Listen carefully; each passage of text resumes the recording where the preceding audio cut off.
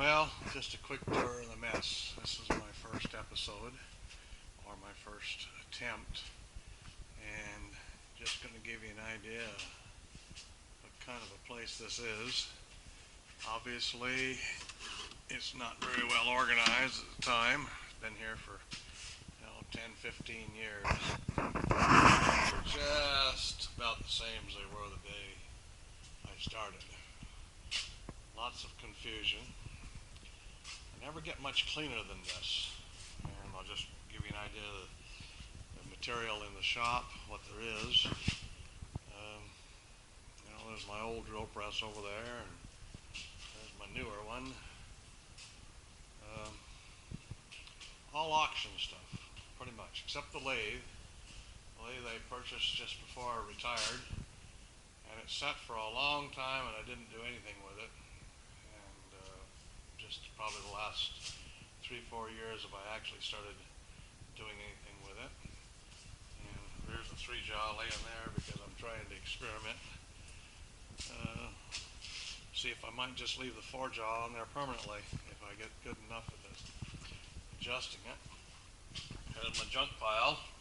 I always have a junk pile wherever I've lived. And buffer brush and vise that I got for almost nothing at the auction, and kind of painted it up a little bit. Cheap Chinese horizontal bandsaw, and another Chicago bandsaw that I picked up for $40, and as you can see, it's not running yet. I'm trying to slow it down for metal, and got a gear reduction motor that, believe it or not, came off an old exercise machine. I guess as I go around, you'll just see the items that are here. I'm really not, obviously not very well organized. There's my latest rebuild. I had to rebuild my mower deck for my John Deere motor. I've got 2 of those. The other one is on the mower. That's a big one there, and it's kind of gotten to where it's so large the motor's wearing out, it doesn't turn it very fast, or it doesn't turn it with enough power, so it doesn't function well. Been working on the vehicle here, changing brakes last few days. Finally cleaned up my drill press table. There's a hydraulic press I made 4 or 5 years ago. Functions, 20-ton. My daughter's chipper that I'm working on. The kids' go-kart that's evidently never going to get done. Strange table here. Clutter table, obviously, just full of clutter. But that table was an old dump tank for a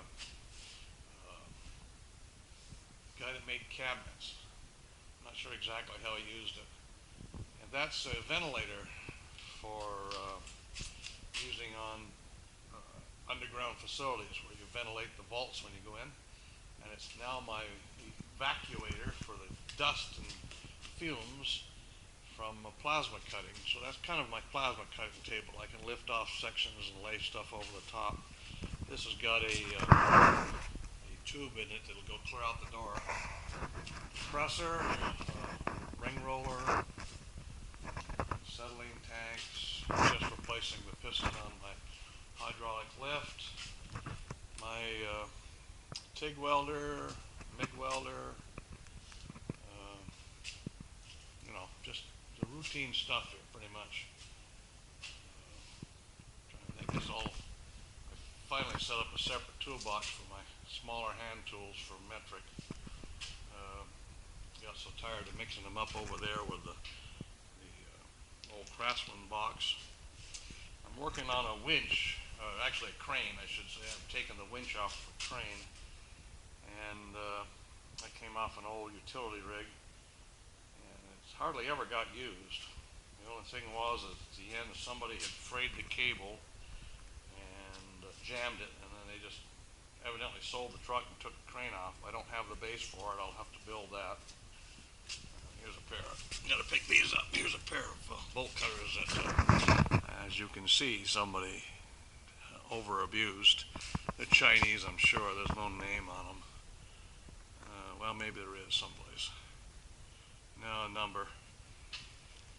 So, I'll have to figure how I want to handle that.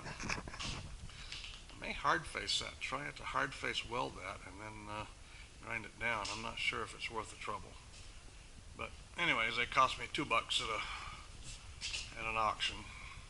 Toss them on top of my going out the door stuff. Well, maybe I already showed that pile of junk over there. I'm going to build me another stand for that ring roller, I think. I'm not sure. That's an old fence post I salvaged. I don't know, that's the ring roller. Like I said, I got to put that, I'm building a stand for it, going to move it and see what happens. Obviously just stuff stacked everywhere. I recently turned another building into a woodworking shop outside, so I'm going to eventually move all the woodworking material out of here. Every time I see something, I pick it up and take it out, like, things like that. I went to an auction the other day, got some screwdrivers. They were in a box, I have no choice, but I've got a bunch of them.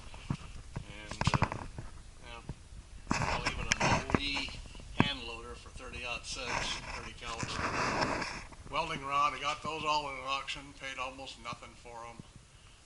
There's some aluminum, some stainless steel, bronze, there's a bunch of bronze in there.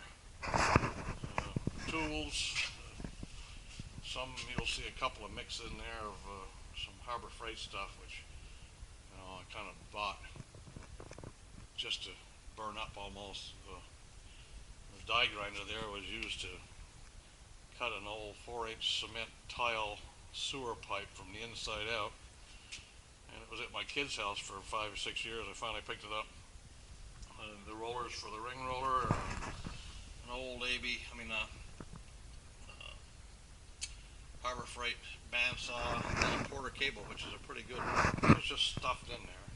And then I buy bearings. I just kind of went off and I was looking for some bearings for the lawnmower, and I kept buying them and kept buying them. They kept sending me, or I shouldn't say they sent me, I bought the wrong ones, but I love bearings, you never know. I'm going to build some of those Keith Fenner rollers maybe. Junk, a lot of junk. A lot of stuff that, I don't know, there's a couple boxes of welding rod. I don't know if they're any good anymore. I bought those probably 15 years ago at an auction. Bought the compressor. One day I laid those rods down there, and they've been there for, I don't know, 10 years maybe. And like I said, I burned up a couple of them. They burn pretty good, but they're getting dry. Now, here's my next barbecue. I've got another tank outside, bigger than that. Like I said, my current project is this boom. I don't know if I'm going to save it or not. I might keep it and use it, but there's a good chance I'm going to sell it. And there really wasn't much wrong with it. I'm just cleaning it up. There's a bearing down there on the floor that is a little cruddy, but I think it's salvageable because this thing doesn't run at any speed. The disappointment I had was that this is the drum, and it runs on a shaft, but I don't know if you can see in there at all or not, but there is really no surface on the inside of the drum to run on the shaft. It just runs free on that little 1/8 inch thick piece of metal that the outside of the drum is made out of.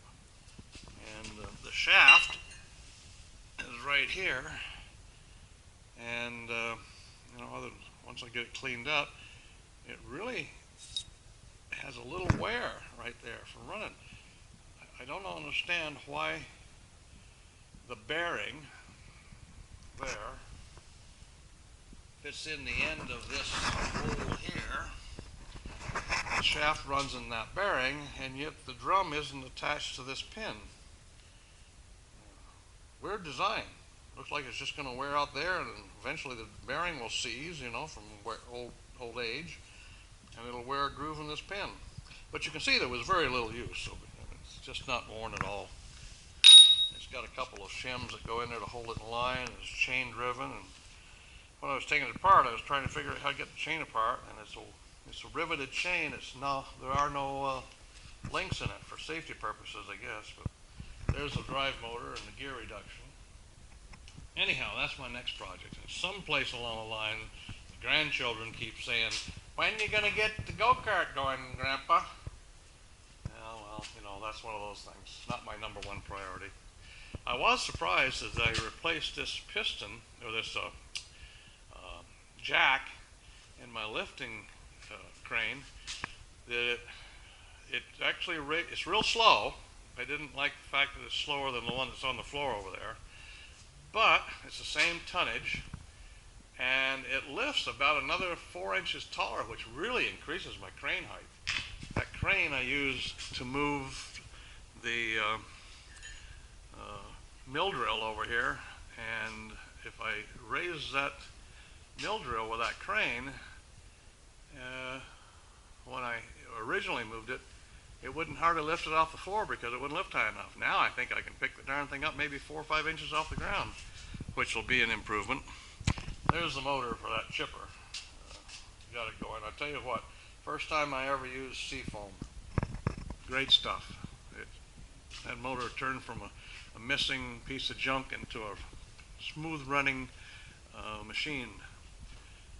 My grinder over there, my little hand grinder, and my flammable cabinet, which the door is always open on. So, see that makes a difference. But I did, like I said, I finally cleaned this up. I squared it back up. I indicated it, put it in true, and that runs pretty good. Got that little machine, that little, I don't know what you call it, I guess. Can't think of the name for it anyways. For $5 on an auction. I priced them out at like $160 or $140. I've been doing real well at auctions over the years, and a lot of the stuff you see in here cost me almost nothing. Unfortunately, that's usually at somebody else's loss. But that's the way the world works. I guess I should pick up my torch here. Had it the other day and it rolled off the top of that thing. I caught it with my foot. But there it goes. That's how it's stored. Obviously, not very good. Now I bought the extra rollers when I bought this for square stock. And boy, that works good. I hate to say it because I'm not really a fan of Harbor Freight stuff. But some of the stuff they do is just the right thing for a hobbyist. A professional obviously isn't going to be able to work with it, but for me, as often as I use that, I make gates once in a while, and it really works good for turning arches. Now I'm going to make some more of those wheels. I've looked at those wheels a little bit, and they're really nothing special about them, and so I'm going to make some more wheels for different diameters, or widths, I shouldn't say diameters, widths of stock. And I experimented a little bit. Let's see if I can dig out of my junk pile over here some of my experiments. Okay, where's it at? I did a double roll. You can't see it now, I guess. I must have buried it pretty good, or oh, there it is. This is the kind of thing I was trying to do for the top of fences and gates. Now you see it's a little erratic over there, so I'm having some time learning not to turn the tightening device too much. But this was simple. You do a few marks, like I don't know if you can see it there, there's a little mark here and a mark over there, lay out some dimensions, and roll out instead of roll in, and worked really well. Now my buddy and I just got done making a gate for him, and it was a 16-foot gate, hangs on one end, so it's kind of required a lot of support. Came out very well, very, very well. He had a double tape.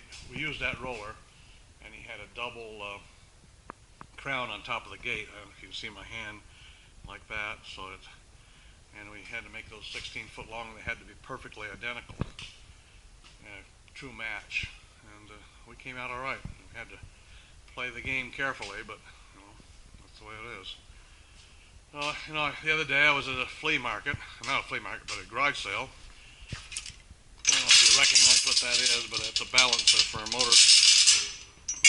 For lifting a motor, it moves back and forth, and so you can level the motor out when you're putting it in, or anything else actually. It goes on the crane, $5. You know, it's not a lot of money. That's a Harbor Freight one. It's only $40 new. But just can't beat good auctions. I turned my radio on. My stereo system up there is like 35, 40 years old. Still knocking away. And I turned that on, but you know how I guess YouTube frowns on uncopyrighted or copyrighted music, sound, whatever. And I've got to clean this table up. I don't know. It just keeps collecting. I haven't figured out what happened. Grows. I think stuff grows here. I don't think I put that stuff there. I think it just evolves. But that's the way it is. My materials down there, stuff here, stuff here, stuff there. You know, just kind of between the copper and aluminum little area over there. Chemicals on the top. I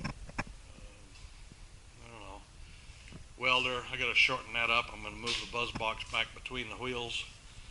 I had it set up to put all my welding gear on, except for the MIG welder, all my TIG and everything.